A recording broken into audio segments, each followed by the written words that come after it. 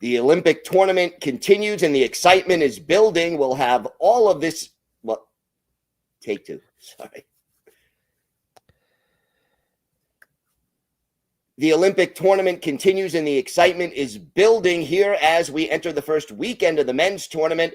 We've got all that and more covered on today's Locked On NHL Olympic Squad Show. You are talking puck with the NHL Squad Show. From the Oilers to the Stars, Golden Knights, and the Panthers, the Rangers, Avalanche, and yes, even the Maple Leafs. The Locked On Podcast Network brings together all its local experts to provide the scoops, breakdowns, and comprehensive looks at all the NHL, with plenty of trash talk to go with it. Don't miss the hard hits and glove-dropping hot takes on the Locked On NHL Squad Show. It's time to drop the puck.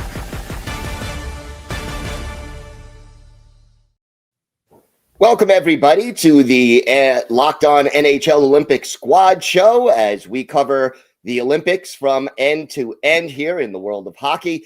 I'm Gil Martin of Locked On Islanders. I'm here with David Morassutti of Locked On Leafs and Glenn Dreyfus of Locked On Kraken. Thank you for making the Locked On NHL Squad Show your first listen every day. Don't forget to subscribe and hit the like button so you never miss an episode. And thank you for helping to make Locked On the #1 sports podcast network. Gentlemen, the Olympic tournament continues. We've had some interesting action. And, you know, today we had the big rivalry game between Finland and Sweden. How surprised were you guys by the outcome of this game with the Finns coming away with a 4-1 win? I'll let you go first, Glenn. Well, this Nordic rivalry is more intense than you would expect when these teams get on the ice. There's a lot of bragging rights at stake. And given the outcome of these two teams' previous games, when Sweden rolled and Finland got upset, no, I wasn't expecting Finland to win by 3 goals, but that's what happened. A lot of that was UC Saros coming back to form in net for Finland, but they win 4-1. And maybe we can say that Finland lost to Slovakia was a wake-up call. Maybe you can say that. Obviously, I can't say it because I can't pronounce Slovakia, but I believe it was a wake-up call for Finland, and I think they showed I think it was just too bad for Finland that they caught the Finns when they were angry. Yeah, you know what? Like, it's funny because we spent all this time wondering if UC Saros can be the guy that he was, a few years ago with Nashville. He's kind of seen a dip in his play. Then he goes and he says, "Oh yeah, okay, I'll just pitch a dominant victory for my team where you silence the biggest name, one of the big powerhouse teams." And look at the guys who also stepped up for Finland. We did say, you look at Mikko Rantanen, he scored. Obviously, it was an empty net goal, but you get him scoring. You get just kind of production from all over the land. That's what Finland has to do. They have to get guys contributing from all areas because that's how they're kind of built. They don't have, the wealth of star talent, but they have good enough players to be competitive. And I think it's just going to show how much goaltending is really shaping some of these games. The ones where, some teams can hope that if they get a good enough goaltending performance and some timely goals, or they get a lead and really can pour it on. 2-0 after the first period. I'm sure Sweden felt a little shell-shocked, right? And so it's a bigger question now for Sweden is, you beat Italy, but it wasn't the most convincing win given the caliber of talent on Sweden versus Italy. Now Finland just that group has gotten very interesting with with the way Slovakia is playing, with the way that Sweden and Finland. It's going to throw that group in a little bit of a loop, I think. But it's nice to have some unpredictable results happening. That's why I think Olympic hockey can really thrive, is when you have a little bit of unpredictable results, and goal differential is going to be key now, because both Sweden and Finland both have losses, and both of them have the exact same goal differential. So it's going to be interesting to see how that all shakes out. As far as Sweden is concerned, they did outshoot Finland. Does that give them any solace whatsoever as far as the way this game ended? You can say that. Like, you can say that it's not like Finland dominated play or they didn't control play. I'll give a shout out to hockeystats.com. If you're somebody who likes to look into more of the intricate, high, advanced stats, not even like that much craziness, but they track not just shots on goal, but slot shots, inner slot shots. So Sweden had an overwhelming advantage in slot shots, 19-9. But where I think Finland and Sweden were a bit, when you look at what allowed this game to be put Finland in a position to win this game, it was only 7-6 in the inner slot shots in Sweden's favor. So, yeah, they had a lot of shots. And you look, yes, they had quite a few shots in the slot, but where Finland made it count, were right in tight. Get in the goalie's kitchen. And that's, in a lot of ways, that's where hockey's now dominated. If you can get into those slot areas, if you can get into that area of the ice, you're going to do pretty well. So give them a lot of credit. They exploited that. And if I'm Sweden, I'm probably more concerned about the fact that, yeah, you put on a lot of shots, but you gave up a lot of quality in this game as well. Does the goaltending of Sweden become some kind of an issue? Yeah, I really wouldn't think so. Philip Gustafsson gives up 3 goals. That's not a horrible performance by any means. And as David points out, there were a lot of high danger chances for Finland. So this isn't like we were talking about the women's game, Canada and US, where it was really kind of lopsided, one-sided.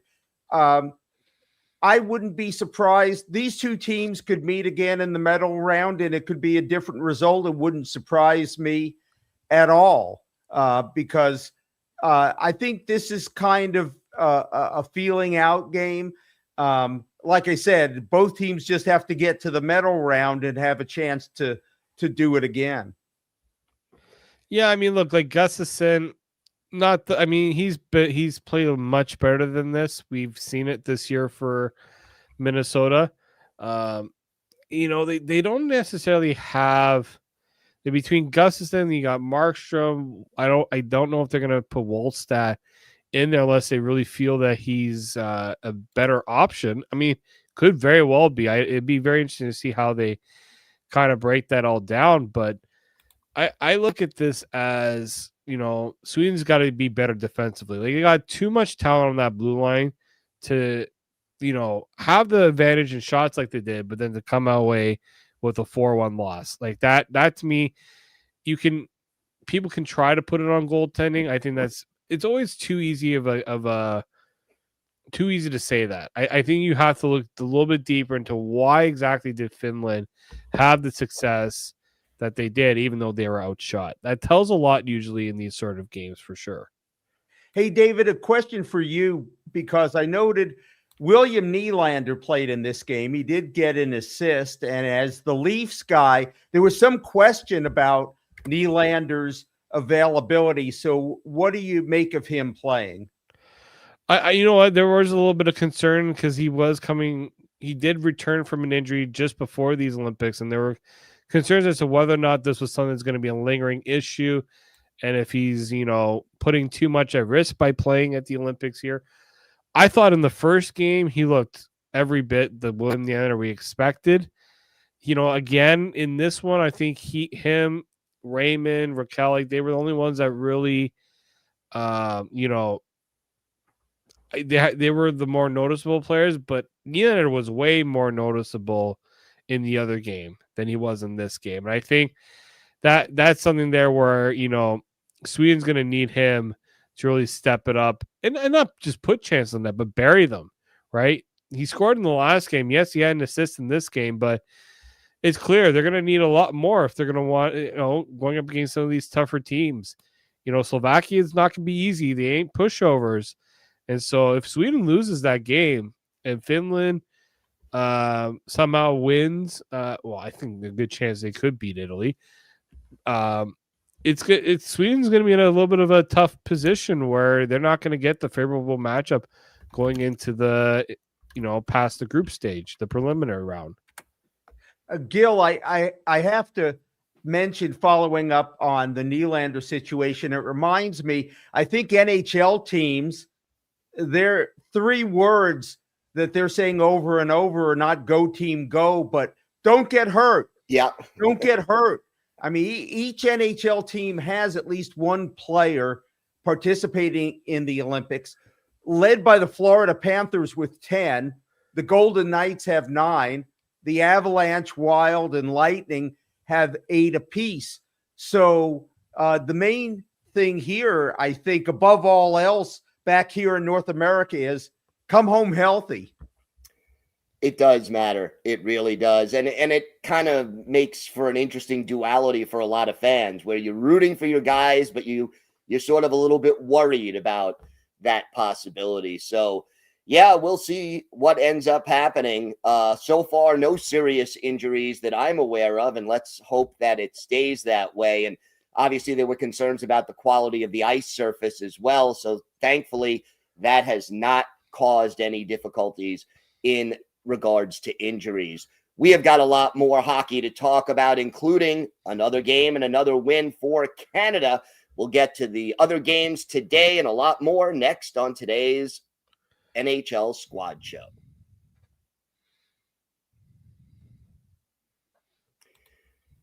The Winter Games are officially here, and if you're anything like us, you're looking at the events you only get to see on the biggest stage every 4 years.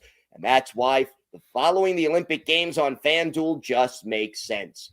From medal counts to individual events to finding your angle on the sports you care about most, FanDuel gives you more ways to stay connected to the action. That includes things like the drama of curling matches that start slow and somehow get intense fast, speed skating races decided by inches, hockey games that feel different right from the opening face-off, even niche events become must-watch when you're fully locked into the competition. FanDuel keeps the entire Olympic experience engaging from start to finish. So the Winter Games are on, and there's no better way to follow them than with FanDuel. FanDuel, play your game. Today's episode is also brought to you by Game Time. There's nothing like being in an NBA arena, the crowd, the energy, the moment. Getting tickets, though, that part has not always been so simple. And that's why Game Time has become the go-to app for scoring tickets fast without the hassle. It puts the advantage back where it belongs, with the fans. I love that you get an all-in price up front, no surprise fees at checkout. And one of my favorite features remains the view from your seat. You'll get a panoramic view before you purchase the tickets, so you know exactly what to expect when you arrive. And zone deals are special. You choose the section, Game Time picks the seats, and you save. So take the guesswork out of buying NBA tickets with Game Time. Download the Game Time app, create an account, and use code LOCKEDON for $20 off your first purchase. That's code LOCKEDON for $20 off. Download the Game Time app today. And remember, it's gametime.co, not .com.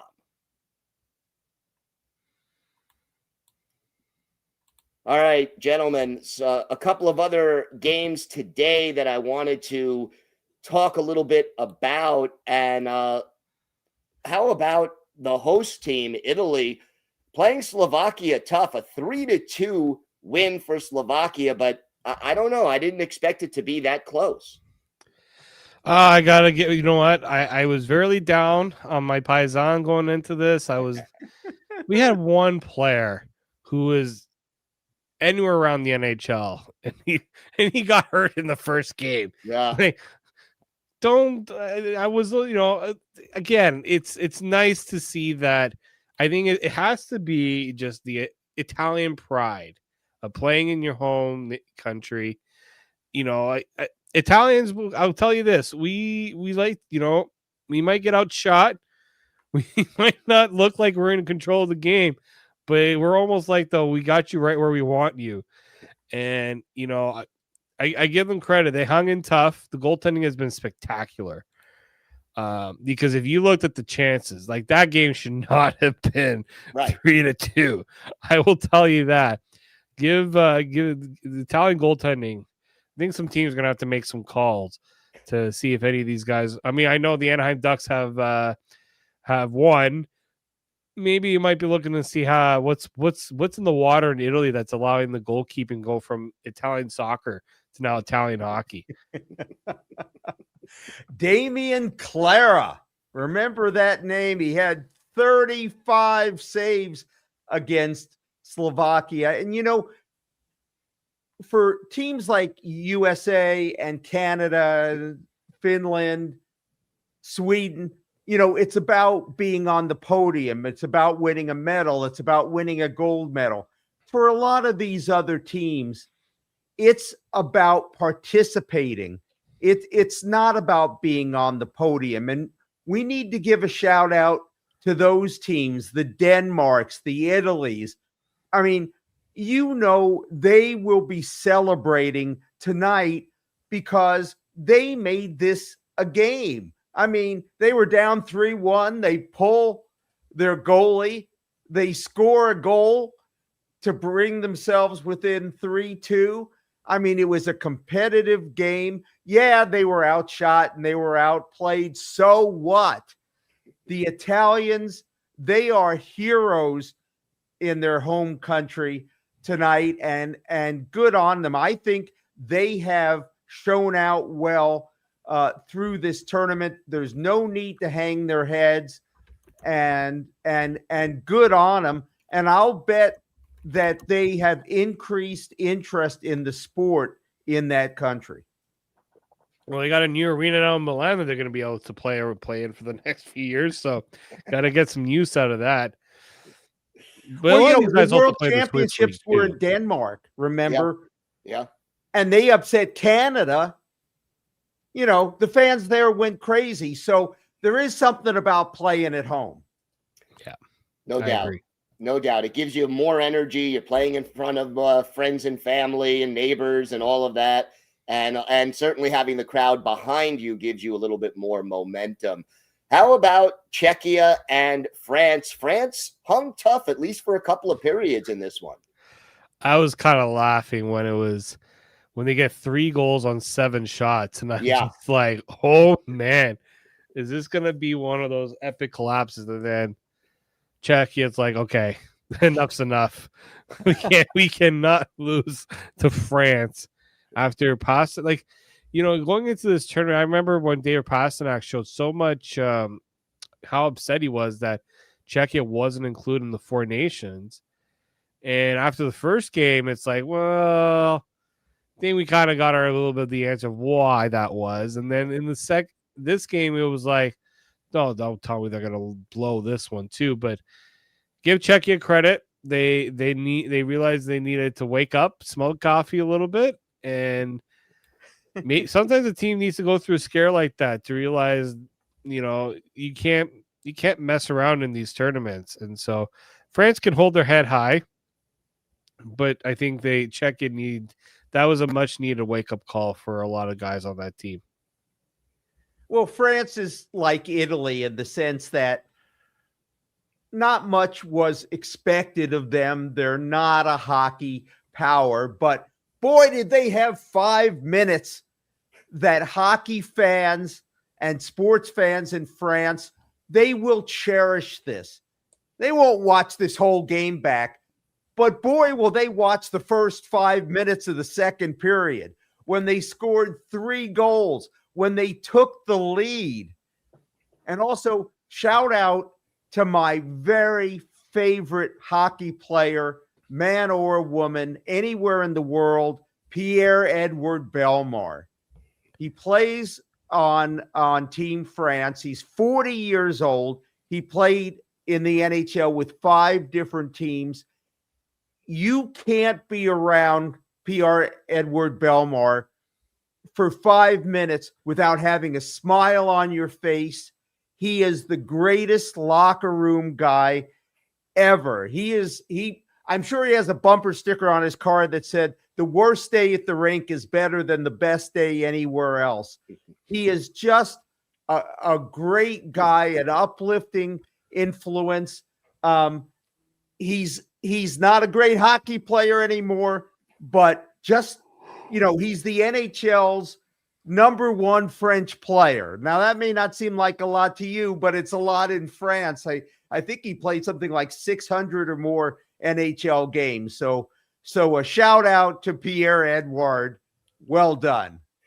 All right. Former Lightning. Yeah, I think he played 700 games in the NHL. Won a cup with Tampa, if I'm not mistaken. So, this is a player. He's, up there in age, but this is a great part of these Olympics is that some of these players that you got Canada, Sweden, and the U.S. with loaded NHL lineups. Some of these other teams are like, we don't have that ability. We're gonna go and find players all around, and to find a player like Pierre, I think he's playing in the Swiss League. I'll tell you this: Swiss League is going to get some run in terms of some visibility in this tournament because there are some players from that league that are really showing up in a big way. He's been playing there the last 2 seasons. Obviously not massive. It's a good league. It's not among the best leagues, but it's I've heard from a lot of former players or even players during the lockout that was a prime place that a lot of them wanted to go and play when the NHL was on hiatus. Yeah, the league seems to be growing in reputation, and that is definitely a good thing. Well, Canada was in action on Friday as well, playing Switzerland. We'll break down that game and more coming up on the Locked On NHL Olympic Squad Show.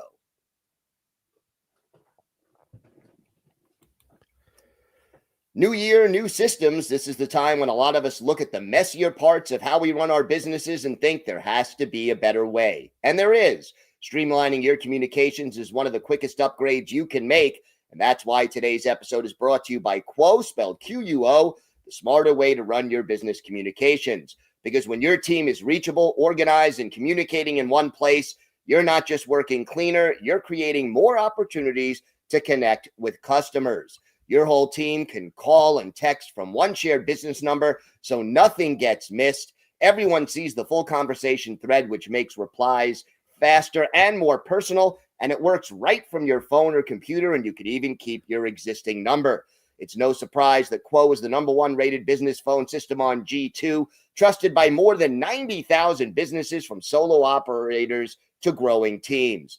So make this the year that no opportunity and no customer slips away. Try Quo for free, plus get 20% off your first 6 months when you go to quo.com/lockedonnhl. That's QUO.com/lockedonnhl. Quo, no missed calls, no missed customers.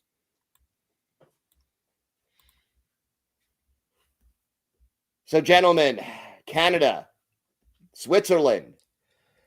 What was this a good effort for Canada, or do you think they were a little disappointed in, even though they won, that the game was not as one-sided maybe as they would hope? Well, I'll say that here is, you think Switzerland, how good can they really be? Look at that roster. It's a good roster. And I think that's where we kind of get away from, They Canada knew that they're going to be in a tougher battle. The second period, especially, I thought Switzerland did a much better job, getting to Canada, playing a little more, with them. But the third period, when Connor McDavid, cheat code, Macklin Celebrini, I knew this guy was ready for this, but he is showing anybody who doubted him being on the team, don't doubt him. He's, and Canada's going to have him for at least 4, hopefully 4 Olympics, if everything goes well with the NHL allowing players to go. But it's just not fair when you have to go up against a team like this, where you know what? We feel like we need to make a switch. Oh, let's put Nathan McKinnon with McDavid and Celebrini. Like, give me a break. And like, it's just unfair. And look, like Switzerland, a good team. They should hold their heads high, but Canada is just showing once again they overmatch any team in these Olympics right now. The best tweet I saw was about the McDavid, McKinnon, Celebrini line, those three being put together, that's like a weapon of mass destruction that you can use over and over and over. And in fact, all three of them scored goals against Switzerland, all three of them. So that line, I predict they're staying together. Yeah, I would think so. I mean, the thing is as good as the idea was to put Tom Wilson there, I just think there's nobody who can step up and skate toe-to-toe with Connor McDavid better than Nathan McKinnon. Like, I call him the horse. Because once he gets going, good luck trying to stop him. And there was a tweet at one point where when McDavid got his third point of the game, it put him at 6 points through 2 games. The NHL record, like the record for NHL players at one Olympics, is 11 through the whole tournament. He's well over halfway there through 2 games. We still have one more preliminary round game. Oh yeah, by the way, that's against France. So, sorry, France. I'm not going to say McDavid's going to break the record in that game, but he's going to get pretty close with the way that this has been going. And yeah, don't take penalties against Canada, guys. Don't. No, you're asking for pain. You're asking for pain every time. This game actually started out as a good goaltending matchup with Akira Schmid of the Vegas Golden Knights against Logan Thompson of the Washington Capitals. And formerly of the Vegas Golden Knights, by the way. Yeah. That's right. And guys, I think this is an interesting dynamic because Jordan Binnington started in goal against Czechia and won. They didn't go back to Binnington. They went with Logan Thompson. He's a winner now too. So I'm wondering if you guys have any thoughts about where the Canadians go next. Do they give Darcy Kemper a start now? Both goalies have played well. Both have won easily. I just think that, as no offense to Darcy Kemper, the likelihood of the third goalie ever playing in the Olympics is quite low. I think he dressed today. I think they gave Jordan Binnington just the day off. I think this is Binnington Thompson going forward, and I still think Binnington has the favor of the coaching staff. John Cooper said he made this decision 258 days ago to play Jordan Binnington. So I think it's going to take more than one game. Yeah, when you've had that long to pick, geez, poor John Cooper, thinking about that for so long. But when you see how Canada this game here, Switzerland definitely put on more quality chances than I think Czechia did on Binnington. So I think Logan Thompson has done pretty well. And I don't think it should be a foregone conclusion as Binnington for the rest of the tournament. I think you have to at least respect the fact that Thompson played so well. So, yeah, I think against France, you're probably going to see Binnington. And honestly, if Binnington looks a little shaky, I wouldn't hesitate to go to Logan Thompson.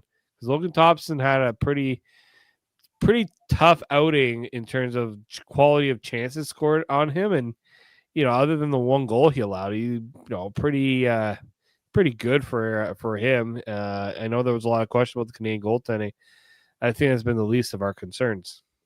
Hey, David, a question for you. In this game, Sam Bennett was back to doing Sam Bennett things. Yes.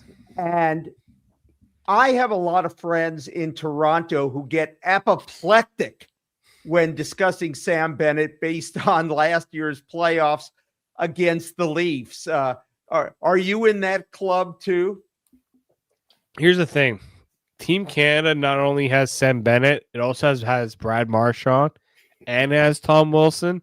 Tom Wilson's not as much of a public enemy number one. I think Brad Marchand still holds top spot just because he was a Bruin for so long. But Sam Bennett, it's not just one playoff round, okay? We made a couple with this guy because he took out Matthew Nyes a few years ago, and then he took out Stolars. Like, I do think that even though it's Canada, Leafs fans still hold certain grudges that, like, they'll laugh at the fact that they get to cheer for a Brad Marchand. Ask them to cheer on a Sam Bennett. It's a little bit of a different story because Sam Bennett just not the most likable. So I do think that I don't know if that changes too much, even with the color of the jersey changing. Okay, and one other thing, Gil. This is just for you and our audience. David shouldn't be listening to this. Women's hockey, U.S. against Italy. Oh, the game just going final. U.S. beats Italy 6-0. Shots on goal. U.S. 51, Italy 6. Wow. The fact that it was only 6-0 is probably the most surprising part of that game. Because I had that game, I was watching the game, but somebody's like, you got to be looking what U.S. is doing at Italy. I'm like, do I really have to? Do I have to? Yeah. Like, this just goes to show, look, the women's game has made strides, and that it's not just a 2-team tournament for the most part. But I'm sorry, it's still a 2-team tournament. Right now, in this Olympics, it's a 1-team tournament. Poor Italy, because there's no infrastructure for hockey for these other teams. Gil, I think you can speak to also just the changes in the game in the States with the PWHL. I think that's helped the U.S. more than it's helped any other country, in my opinion. Yeah, it probably has. And I just think that we're making progress in women's hockey. Look, Canada versus the U.S. is exciting no matter those two could play, on a frozen pond in the middle of nowhere. And I would watch it if it was on at 3 a.m. I mean, it's just great hockey. The intensity is there. But until some of the other countries catch up a little bit, when that happens, it'll take women's hockey to the next level in international competition. And I am looking forward to certainly seeing that happen, and hopefully it will happen soon. Don't forget to check out the Everydayer Club. If you never miss an episode of your favorite NHL teams podcast on Locked On, and the Everydayer Club is built for you. Get your favorite teams podcast ad-free, plus members-only Discord access and more. So head to the link in the show notes for more information about the Everydayers Club. I'm Gil Martin from Locked On Islanders. I want to thank David Morassutti of Locked On Leafs, Glenn Dreyfus of Locked On Kraken. Thank you for listening to and watching the Locked On Olympic NHL Squad Show. We will be back Monday with another episode. Have a great weekend, everyone. Enjoy the games, and thanks again for watching.